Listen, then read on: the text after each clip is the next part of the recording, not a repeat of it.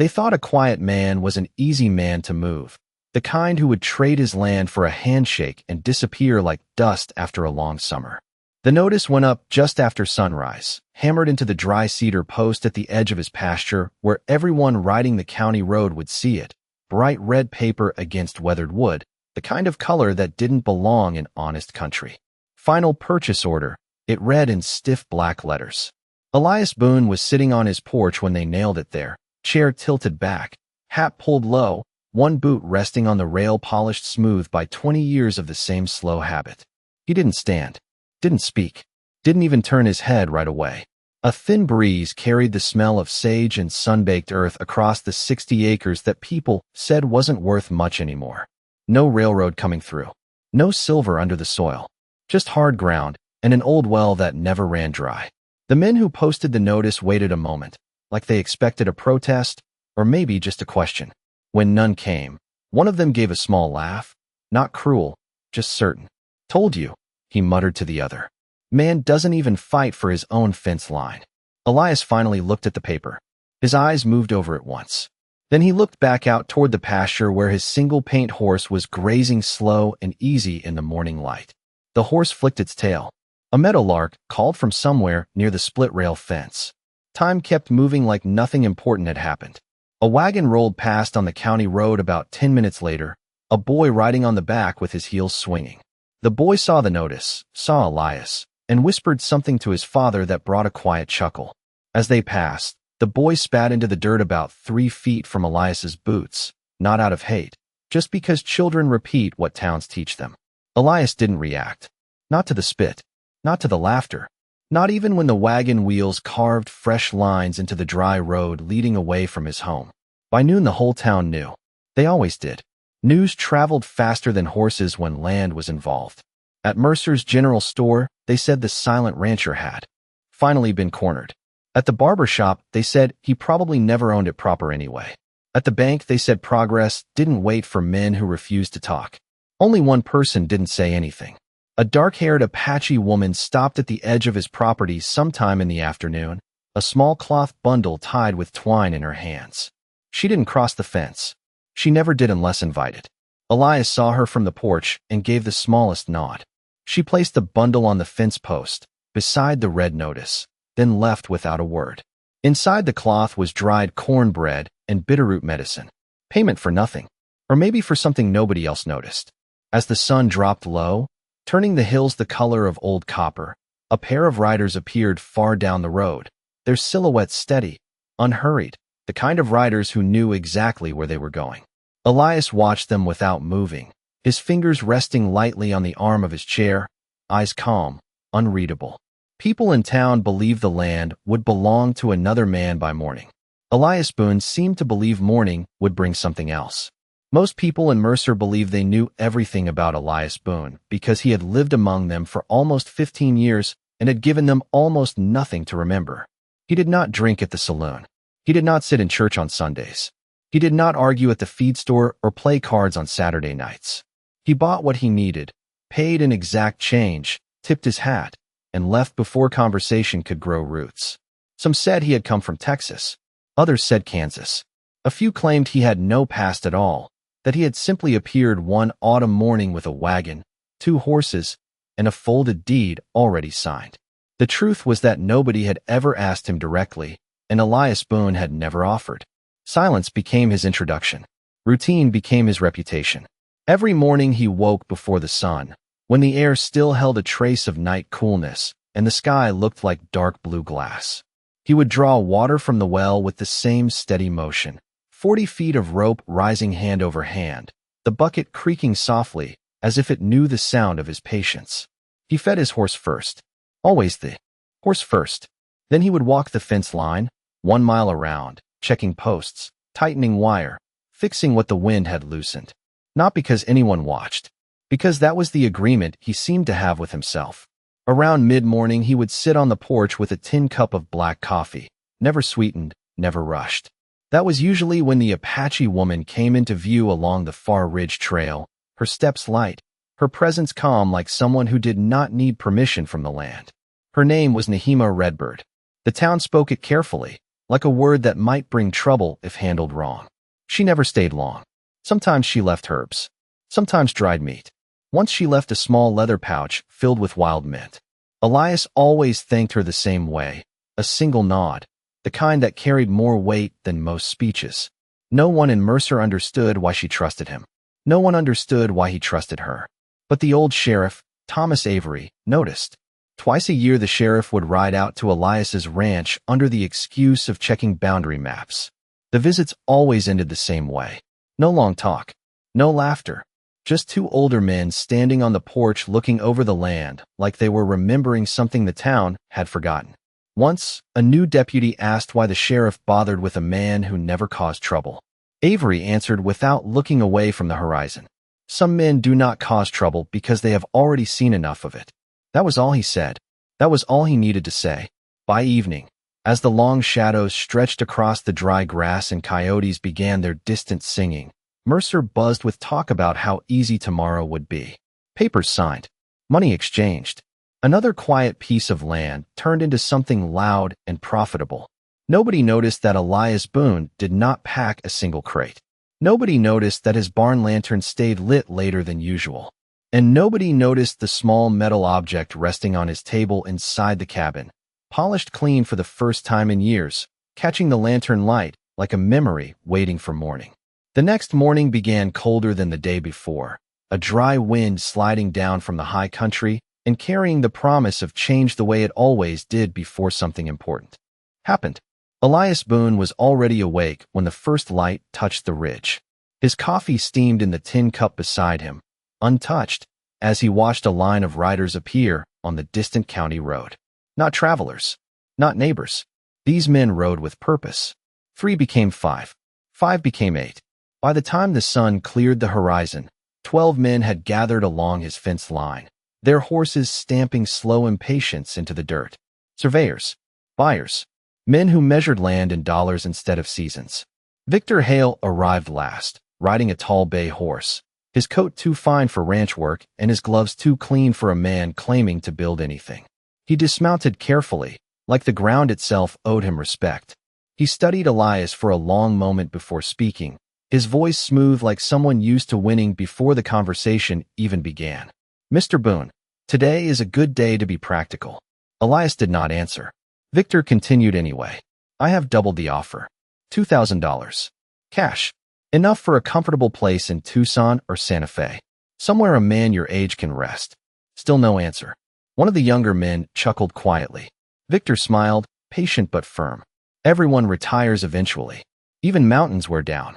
Elias finally lifted his eyes from the pasture. His voice, when it came, was calm and even, like a man commenting on the weather. "This land is not tired." Victor's smile tightened slightly. "Land does not get a vote. Paper does." He signaled one of his men, who unrolled a survey map across the hood of a wagon. Stakes had already been marked. Boundaries already redrawn. Plans already made. They had built tomorrow without asking permission from today. "We begin marking the north 40 acres this afternoon," Victor said. "Construction crews arrive within 2 weeks. Progress does not wait." Elias looked at the map only briefly. Then he asked one quiet question. "According to which law?" Victor blinked once, surprised not by the question but by the fact the quiet man had finally spoken. "State Purchase Authority. Signed and witnessed. Perfectly legal." Elias nodded slowly, as if filing the words away rather than challenging them.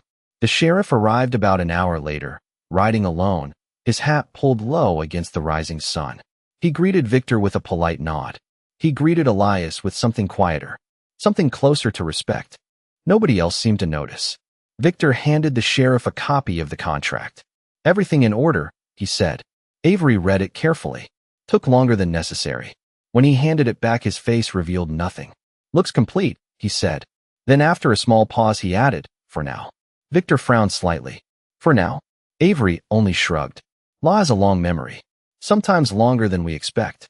By noon the first measuring chains were stretched across the dry grass. Metal links dragging softly across soil that had never been sold in spirit, even if paper said otherwise. Elias watched without moving. Not angry, not afraid, just waiting, like a man who knew something the clock did not. The chains stayed on his land until late afternoon, thin lines of metal cutting across grass that had only ever answered to wind and rain. The men worked in straight lines, calling numbers, driving small wooden stakes every 50 yards, each tap of the hammer sounding like a claim being whispered into the dirt. Elias Boone did not interfere. He did not argue. He simply rose from his porch once, walked out about 20 steps, and picked up one of the loose marker flags that had fallen over in the breeze. He pressed it back into the soil with the same care he might have used fixing his own fence post. One of the surveyors watched him, confused by the gesture. "You helping us measure your own land, old man?" Elias answered without looking up. "I am making sure you measure it right." The man laughed, but there was something uncertain in it.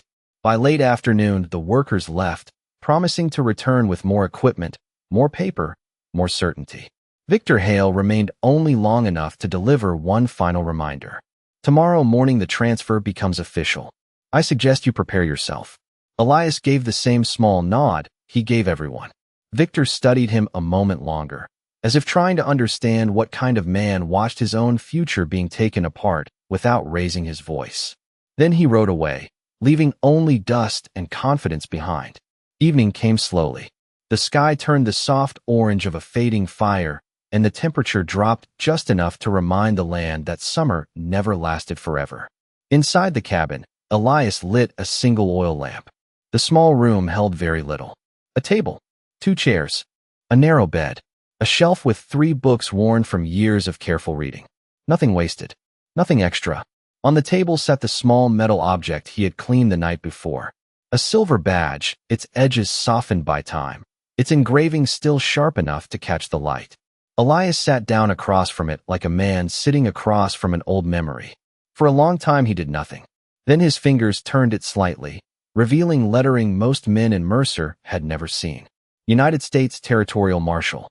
The name beneath it remained half hidden in shadow. A quiet history, a quiet authority, a quiet choice. A knock came just after sunset. Not loud, not demanding. Nahima Redbird stood outside when he opened the door, the last light of day tracing her outline against the hills. "You knew this day would come," she said softly. Elias nodded once. "Days always come." She studied his face the way someone studies weather before deciding whether to travel. "You could have told them who you are." Elias shook his head gently. "That would have been the expensive way." Nahima understood. Some truths cost more when spoken too early. She reached into a small leather pouch and placed something beside the badge. A folded piece of old paper, edges worn, ink faded but careful. Protection agreement. Signed many winters ago. Witnessed by hands that remembered promises longer than towns remembered rumors. "Why keep protecting us?" she asked. Elias answered after a long pause. "Because someone once protected me." Outside, the first stars began to appear, quiet and patient above land that was not finished telling its story. Night settled over the ranch like a long-held breath, the kind of quiet that only comes when something important is waiting just beyond the horizon. The oil lamp burned low on Elias Boone's table, its small flame steady, throwing long shadows across the badge and the folded agreement paper that rested beside it. Outside, the wind moved through the dry grass in slow waves, whispering across 60 acres that had never asked for attention and never needed it. Elias sat with his hands folded, not like a man preparing to fight, but like a man preparing to remember. The clock on the wall ticked toward tomorrow. In Mercer, tomorrow already sounded like victory. At the saloon, Victor Hale bought drinks for half the room, his voice smooth and confident as he described what would come next. New buildings, new investors, a rail spur within 5 years. Progress measured in lumber and contracts. The men around him nodded because they wanted to believe growth always meant improvement. Someone asked what would happen to the quiet rancher. Victor shrugged. "He will take the money. They always do. Progress makes decisions for people like him." Laughter followed, easy and certain. Only Sheriff Avery did not laugh. He sat at the end of the bar, turning a glass slowly in his hand, listening without joining. When Victor noticed him, he asked, "You disagree, Sheriff?" Avery answered without looking up. "I have seen men like Boone before." Victor smiled. "Then you know how this ends." Avery finally met his eyes. "Yes, I usually do." Back at the ranch, the night grew colder. Around 9 o'clock, 3 riders appeared out of the darkness, their approach slow and deliberate, their horses stepping carefully, as if they respected the ground beneath them. Elias heard them before he saw them. He stepped onto the porch, but did not reach for a weapon because he had never been that kind of man. The riders stopped about 20 yards from the house. One removed his hat. "Evening, Marshal." The word hung in the air like something that had not been spoken in many years. Elias did not answer right away. The second rider spoke quietly. "We heard there was pressure on your land. We came to make sure the law remembered its own." Elias studied their faces, older now, lined by weather and time, but familiar in the way old chapters remain familiar even after the book is closed. "I appreciate the ride," he said calmly, "but this is not a night for uniforms." The first rider gave a small, respectful nod. "Understood. Just wanted you to know you are not standing alone." Elias gave the faintest smile, the kind that came from gratitude rather than victory. "I was never alone." The riders left as quietly as they arrived, their silhouettes fading back into the dark hills like guardians who did not need to be seen to exist. Inside, Elias returned to the table. He picked up the badge and turned it once more before setting it beside the folded treaty paper. Tomorrow would not require force. Tomorrow would require memory. Outside, the stars burned. Clear above the ranch, silent witnesses to promises made long before Mercer had ever existed, and Elias Boone sat awake until the lamp burned out, waiting for morning like a man who already knew how the story would end. Dawn arrived without ceremony, just a pale gray light spreading slowly across the hills like a quiet decision being made. Elias Boone was already outside when the first sunlight touched the top rail of his fence. He had washed at the well, shaved with slow, careful strokes, and put on the same clean white shirt he wore only twice a year. The badge remained inside the cabin, not hidden, not displayed, waiting. His horse watched him from the pasture, ears forward, sensing change the way animals always did before men did. By 7 o'clock, riders began moving toward town. Wagons too. Word had spread that the transfer would be finalized at the courthouse before noon. People came not because they cared about land, but because they cared about endings. And this looked like an ending. Elias did not hurry. He poured one last cup of coffee, drank it standing on the porch, then placed the tin cup upside down on the railing like he always did when he planned to return. He walked to the gate, paused once to look back across the 60 acres, the well, the barn, the long grass bending in the morning wind. No sadness in his face, only recognition, like a man greeting an old friend rather than losing one. The ride into Mercer took just under 40 minutes at an easy pace. 3 miles of open road, one wooden bridge, then the first signs of town life beginning their daily noise. Hammering from the blacksmith, the smell of fresh bread from the bakery, a dog barking at nothing important. When Elias reached the main street, conversations dipped slightly. Not silence, just a lowering. People watched him pass the way people watch a storm cloud they think has already spent its rain. Victor Hale stood on the courthouse steps, confident, freshly shaved, coat pressed, papers already stacked neatly inside a leather case. When he saw Elias approach, he smiled with professional courtesy. "Mr. Boone, right on time." Elias tipped his hat slightly. "I try to be." Inside the courthouse, the air smelled of paper, ink, and old pine boards. The judge had not yet arrived. The clerk arranged documents. A banker checked figures twice. Victor spoke easily to everyone, shaking hands, explaining plans, building a future with words alone. Elias took a chair near the back wall. He did not interrupt, did not insert himself, just waited. Sheriff Avery entered a few minutes later and took position near the side window. Their eyes met briefly. No greeting needed. At 9:45, a stranger entered the room carrying a long envelope sealed with federal markings. He did not speak to Victor. He did not speak to the banker. He walked directly to the judge's empty desk and placed the envelope there like a stone dropped into still water. Then he nodded once toward Elias Boone. Respect without performance. Victor noticed. His smile faded just slightly. "Who was that man?" he asked the clerk. The clerk only shook his head. "Never seen him." At 9:58, the judge entered. At 9:59, he opened the envelope. By 10 o'clock, the room no longer felt certain about anything. The judge read the first page slowly, then the second even slower, his brow tightening not in confusion, but in recognition. The room waited. Paper had always been louder than people in places like this. Victor Hale shifted his weight slightly, confidence still present, but no longer effortless. "Is there a problem, Your Honor?" he asked with a polite smile that had closed many deals before. The judge did not answer immediately.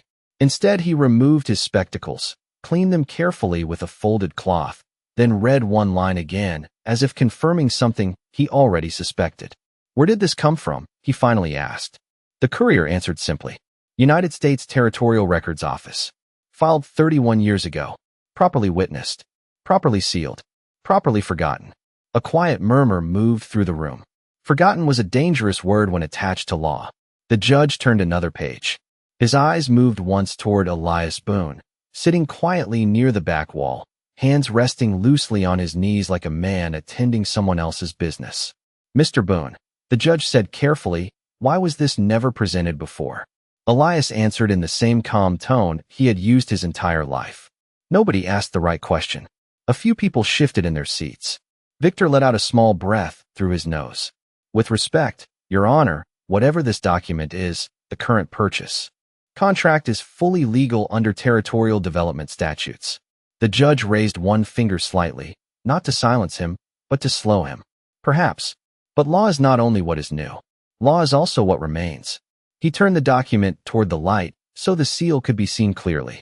"This land," the judge continued, "was designated as protected cooperative territory under a post-treaty protection clause signed after the Red Mesa agreements. No commercial acquisition permitted without federal review and approval from the original territorial marshal who witnessed the protection filing." Victor frowned. That marshal would be long dead. The judge looked up. "Normally, yes." A quiet pause followed. Then the judge read the final line. "Territorial Marshal Elias Jonathan Boone." The room became very still. Someone near the window actually stood up without realizing it. Victor blinked once, then again. "That is coincidence," he said quickly. "A common name." The judge closed the file gently. "There are not many coincidences in federal archives." He looked directly at Elias now. "Marshal Boone," he said with quiet formality, "do you confirm this filing remains active under your authority?" Elias rose slowly, not dramatically, not proudly, just the way a man stands when his number is called. "Yes, Your Honor." His voice carried no triumph, only fact. The judge nodded once. "Then, under territorial preservation law, this transfer cannot proceed without your written consent." Victor's face lost its color for the first time that morning. He looked at Elias, searching for anger, for revenge, for some sign of a fight he could answer. He found none. Just a quiet man standing where he had always stood. Victor tried once more. "You never said who you were." Elias answered gently. "You never asked." Victor Hale opened his mouth as if he had more arguments prepared, but nothing came out at first. The confidence he had worn like a tailored coat all morning now seemed too heavy for his shoulders. He looked around the courtroom, searching for support in the faces that had admired his certainty only minutes earlier, but those same faces now watched Elias Boone with a different kind of attention. Not fear, not admiration, recognition. The kind reserved for men who had already proven something long before anyone thought to question it. "This changes nothing about development rights," Victor finally said, his voice tighter now, more careful. "There must be a review process, an appeal, something procedural." The judge nodded slightly. "There is always process. That is what keeps law from becoming opinion." He placed the federal document flat on the desk. "But process also respects history. This protection clause exists because certain mistakes were made when land was taken too quickly and promises were forgotten too easily." He paused before adding quietly, "This clause exists because one man insisted it should." Victor followed the judge's gaze back toward Elias. "You planned this," he said. Elias shook his head once. "No, I remembered this." A long silence followed, the kind that arrives when truth removes the need for noise. The banker cleared his throat softly and began gathering the unsigned purchase papers. The clerk carefully rolled up the survey maps that only that morning had seemed so permanent. Even the sunlight coming through the tall courthouse windows seemed different now, less certain of where it should fall. Victor tried once more, his voice no longer smooth, now edged with something closer to frustration than authority. "Why protect this land? There is nothing here. No rail access. No mineral reports.